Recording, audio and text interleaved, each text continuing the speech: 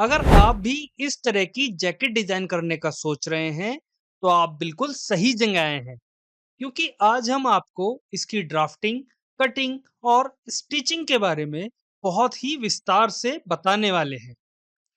आइए शुरू करते हैं। एक-एक करके इस तरह से कुल 4 पीसेस को मिलाकर हमने जैकेट तैयार की है और इसी वजह से इसका लुक काफी शानदार आ रहा है। हमने यहाँ पर जैकेट को लार्ज साइज में बनाया है और इसके लिए 1.5 मीटर प्रीमियम वेलवेट फैब्रिक लिया है। यहाँ हमने फ्यूज पेपर को बीच से मोड़कर डबल लेयर्स में रखा है। अब इसके ऊपर सबसे पहले फ्रंट साइड का पैटर्न बनाने जा रहे हैं। मार्किंग की शुरुआत हम हमेशा की तरह ही शोल्डर लाइन ड्रॉ करने से कर रहे हैं। इस लाइन से 3.5 इंच दूर पहला निशान, 7.5 इंच दूर दूसरा निशान और 17 इंच दूर तीसरा निशान लगाया है। इसके बाद हमने इस ओर भी इन तीनों निशानों के सामने इस तरह से मार्किंग कर ली है। इधर लगाए गए तीनों निशान इन वाले तीनों निशानों से कितनी दूर लगाने हैं ये फिक्स नहीं है और ये केवल रेफरेंस के लिए हमने लगाए हैं, इसलिए अगर इनके बीच की दूरी थोड़ा बहुत कम ज्यादा भी हो जाएगी तो कोई दिक्कत वाली बात है नहीं। अब दो दो पॉइंट्स को आपस में मिलाकर सबसे पहले नेक लाइन, फिर चेस्ट लाइन और उसके बाद वेस्ट लाइन बनाएंगे। शोल्डर लाइन और नेक लाइन के बीच में गले को डिजाइन करेंगे। शोल्डर लाइन और चेस्ट लाइन के बीच में हम आर्म होल को गोलाई देंगे, जबकि शोल्डर लाइन और वेस्ट लाइन के बीच की दूरी हमारी जैकेट की कुल लंबाई को दर्शाती है। अब इस तरफ से 3 इंच दूर गले की कुल चौड़ाई 6 इंच के लिए निशान लगाया गया है, जबकि 7 इंच दूर तीरे के लिए निशान लगाया है। और जब भी हम तीरा शब्द का प्रयोग करते हैं तो हमारा मतलब तैयार गले के इस पॉइंट से और शोल्डर के इस पॉइंट तक होता है। और अगर हम पैटर्न की बात करें तो पैटर्न में गले के बीचों बीच वाला पॉइंट यानी कि यहाँ पर ये जो पॉइंट है और इससे दूर जहां पर आर्म होल शुरू होता है वहां तक की दूरी को तीरा कहा जाता है। इसके बाद चेस्ट लाइन पर 10 इंच दूर चेस्ट साइज 40 के लिए निशान लगाया है, तो वहीं वेस्ट लाइन पर साइज 32 के लिए 8 इंच दूर निशान लगाया गया है। गले की चौड़ाई वाले इस पॉइंट से नेकलाइन तक एक लाइन बनाएंगे। अब आर्म होल को गोलाई देने के लिए हमने तीरे की लंबाई वाले इस पॉइंट के बराबर ही चेस्ट लाइन पर पहला निशान और उससे 1 इंच अंदर दूसरा निशान लगाया है। इस तरह से एक लाइन अब हम ड्रॉ कर रहे हैं और फिर बीचों बीच एक रेफरेंस पॉइंट बनाने के बाद इस तरह से आर्म होल को गोलाई दे देंगे। इसके बाद तीरे को लगभग 1 इंच डाउन करने के लिए एक निशान यहाँ लगाएंगे और फिर इन दोनों पॉइंट्स को मिलाते हुए इस तरह से एक लाइन ड्रॉ करेंगे। अब यहाँ भी हमने एक रेफरेंस लाइन बनाकर गले को गोलाई दी है। इतना करने के बाद अब हम इस डिजाइन के लिए मार्किंग करने वाले हैं। यहाँ पर हमने नेक लाइन से 3.5 इंच नीचे पॉइंट बनाया है, तो वहीं इससे 6.5 इंच नीचे एक पॉइंट यहाँ पर बनाया है। वेस्ट लाइन पर 1.5 इंच अंदर एक पॉइंट यहाँ पर बनाने के बाद इन दोनों को आपस में मिला लेंगे और फिर इस तरह से शेप देना शुरू करेंगे। आप देख सकते हैं कि हमने यहाँ से गोलाई देनी शुरू की है और यहाँ तक डिजाइन बना लिया है। इसके बाद चेस्ट लाइन और हिप लाइन के इन दोनों पॉइंट्स को आपस में मिलाएंगे। अब आप एक बार तैयार आउटफिट को देखिए। यहाँ पर हमने कपड़े को यहाँ से अंदर की तरफ डिजाइन किया है, तो आइए इसी के लिए आपको मार्किंग करके दिखाते हैं। इसके लिए हमने चेस्ट लाइन से 4.5 इंच नीचे एक निशान लगाया है, तो वहीं यहाँ से 3.5 इंच दूर एक और निशान हमने फिटिंग और मार्जिन के लिए लिया है और वो हम कैसे करेंगे ये आपको अभी कुछ ही देर में एकदम से समझ में आ जाएगा। फिलहाल के लिए आगे बढ़ते हैं और इसके बाद हमने इस तरह से एक लाइन ड्रॉ की है। अब आर्म होल को यहाँ तक बढ़ाने के बाद इन दोनों पॉइंट्स को आपस में मिलाकर एक लाइन यहाँ बनाई है। इसके बाद अब हम इस लाइन पर एक डार्ट बनाने जा रहे हैं, जिसके लिए पहला निशान यहाँ से 4.5 इंच दूर लगाया है, जबकि इससे 2 इंच आगे दूसरा निशान लगाया है। इस तरह से जो डार्ट हम बना रहे हैं उसका बेस 2 इंच रहने वाला है। तो वहीं हमने डार्ट की हाइट के लिए यहाँ से 4 इंच की दूरी लेकर निशान लगाया है।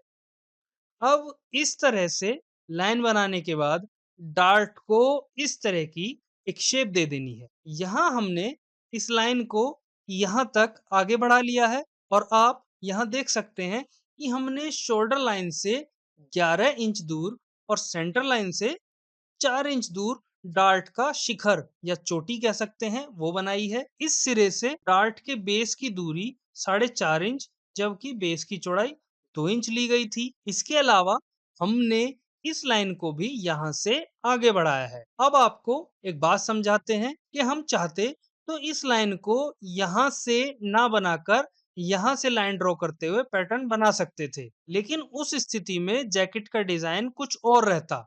इसके अलावा एक पॉइंट ये रह गया था कि हमने ये यहाँ पर 3.5 इंच क्यों बढ़ाया था। तो इसका कारण है ये वाला डार्ट जो हमने फिटिंग के लिए बनाया था और जिसको हम आगे निकाल देंगे।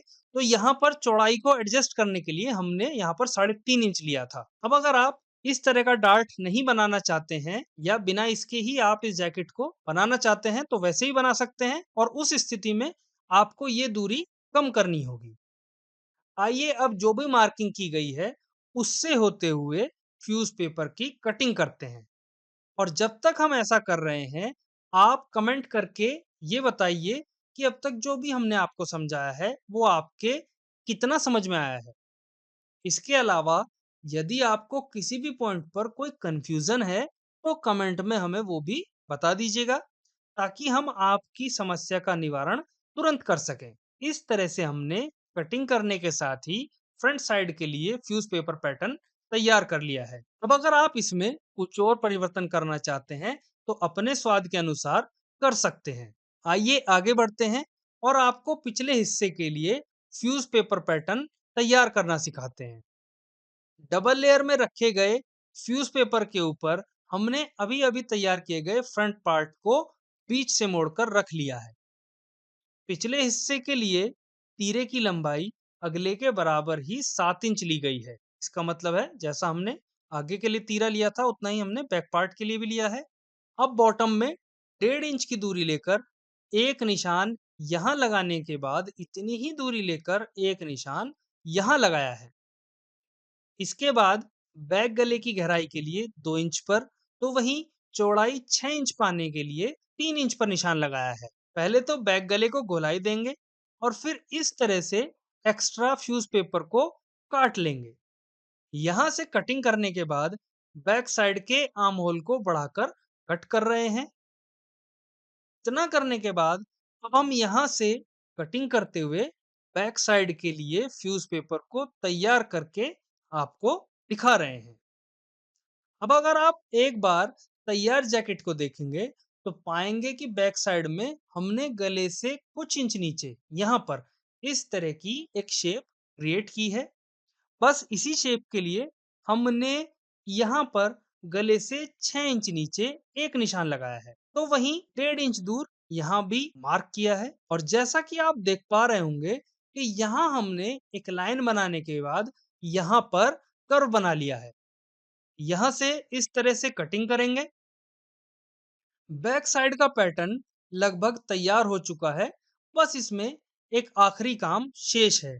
आइए उसे भी निपटा लेते हैं। इसके लिए आप अगर तैयार जैकेट को एक बार फिर से देखेंगे तो पाएंगे कि पिछले हिस्से को भी हमने डबल लेयर्स में बनाया है, और इसके लिए हमने एक शोल्डर पर इस तरह से गले से 2.5 इंच दूर मार्क किया है। अब डिजाइनिंग के लिए इस पॉइंट से कर्व बनाते हुए उसे हमने यहाँ तक मिला लिया है। आइए इसके बाद जो भी एक्स्ट्रा हिस्सा है उसको कट कर लेते हैं। इस तरह से बैक साइड के एक हिस्से के लिए पैटर्न तैयार है। इसी की मदद से हम बैक साइड में लगाने के लिए दूसरा हिस्सा भी इसी तरह से तैयार कर लेंगे। अब आगे वाले दोनों पीसेस और पीछे वाले दोनों पीसेस के ऊपर हम अंदर की तरफ सेंटून की लाइनिंग जबकि बाहर की तरफ वेलवेट लगा रहे हैं। सब कुछ करने के बाद इस तरह से हमने चारों पीसेस तैयार कर लिए हैं।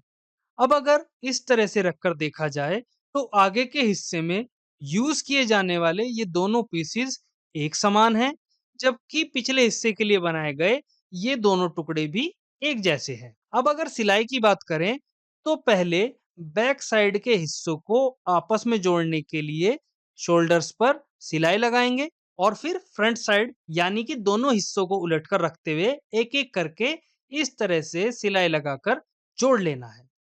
इतना सब करने के बाद जैकेट कुछ ऐसे दिखाई देगी। आप चाहें तो इसे इतना भी जोड़ सकते हैं, लेकिन हम आपको इसमें स्लीव भी लगाकर दिखा रहे हैं। स्लीव बनाने के लिए हमने वेलवेट फैब्रिक को पहले तो 2 परतों में रखा है और फिर कुछ इस तरह से एक बार और फोल्ड कर लिया है। इस तरह ये फैब्रिक अब 4 परतों में रखा हुआ है, 2 एक स्लीव के लिए, बाकी की 2 दूसरी स्लीव के लिए। सबसे पहले कपड़े में किसी भी एक साइड इस तरह की एक सीधी लाइन बनाएंगे और फिर इससे 20.5 इंच दूर स्लीव की लंबाई के लिए निशान लगाना है। कलाई की कुल गोलाई 10 इंच के लिए 5 इंच पर मार्क किया है। आर्म होल की गोलाई के लिए 9 इंच दूर निशान लगाकर स्लीव के अंदर वाले हिस्से को 4 इंच डाउन किया है। रेफरेंस के लिए इस तरह से एक स्ट्रेट लाइन बनाने के बाद स्लीव को इसलिए गोलाई दी है ताकि ये आर्म होल में सेट हो जाए।